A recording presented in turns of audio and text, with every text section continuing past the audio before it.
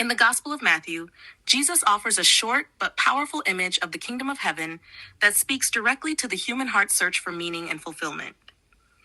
He says, "The kingdom of heaven is like treasure hidden in a field, which a man found and covered up. Then in his joy he goes and sells all that he has and buys that field." Matthew 13:44. In just one verse, Christ reveals both the incomparable value of the kingdom and the radical response it calls forth from those who truly encounter it. At the center of this parable is discovery. The man does not create the treasure, he finds it. This reflects the Catholic understanding that salvation and the kingdom are first and foremost gifts of God's grace, not human achievements. The Catechism of the Catholic Church teaches that the desire for God is written in the human heart, CCC 27, and that God continually draws man to himself.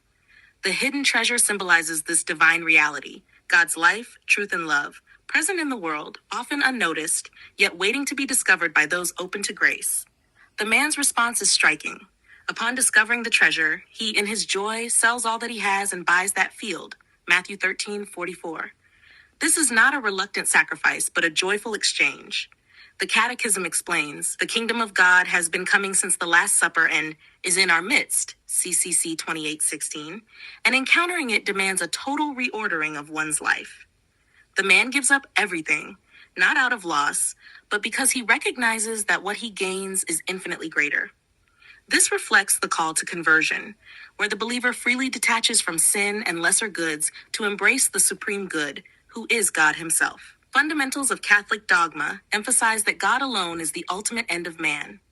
As expressed in Catholic teaching, the beatific vision, the direct knowledge and love of God, is the highest happiness for which every human person is created. The hidden treasure, then, is not merely something valuable, it is everything. Compared to it, all earthly possessions and ambitions pale in significance. This aligns with Jesus' teaching elsewhere, "For what will it profit a man if he gains the whole world and forfeits his life?" Matthew 16:26. The element of hiddenness is also essential. The kingdom is present, but not always visible in obvious ways. Lumen Gentium teaches that the church is the seed and beginning of the kingdom, Lumen Gentium 5. The treasure is hidden in the field of the world, and more specifically, within the mystery of the church, where Christ continues his saving work. Yet, like the treasure in the parable, the fullness of the kingdom is not yet fully revealed. It requires faith to recognize and embrace it. The faithful are called to seek this treasure actively, trusting in God's revelation even when it is not immediately apparent. Moreover, the man's action involves a decision. He does not delay or hesitate. This reflects the urgency of responding to God's call. The Catechism reminds us, this is the hour of Jesus' Pasch. This is the decisive moment for the coming of the kingdom, CCC 542. Each person must choose whether to pursue the treasure or remain attached to lesser things.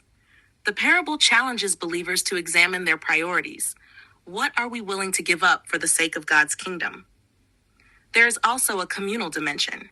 While the parable focuses on an individual, Lumen Gentium emphasizes that salvation is not purely individualistic, but takes place within the people of God. It has pleased God to make men holy and save them not as individuals without any bond between them, but rather to make them into a people, Lumen Gentium 9. The treasure discovered leads not only to personal transformation, but also to participation in the life of the church, where the kingdom is lived out in communion. Finally, the joy of the man is not incidental, it is central. True encounter with the kingdom brings deep and lasting joy. This joy is rooted in the presence of God himself. As the Catechism teaches, God alone satisfies, CCC 17:18. The man's willingness to give up everything is sustained by this joy, reminding believers that discipleship, though demanding, is ultimately life-giving and fulfilling. The parable of the hidden treasure invites us to see beyond the surface of our daily lives and recognize the incomparable gift God offers. It calls us to seek, to discover, and to respond with wholehearted commitment. In a world full of distractions and competing desires, Christ points us to what truly matters: the kingdom of heaven, hidden yet present, demanding yet joyful, costly yet infinitely rewarding. And so the question remains for each of us: have we recognized the treasure, and are we willing to give everything to possess it?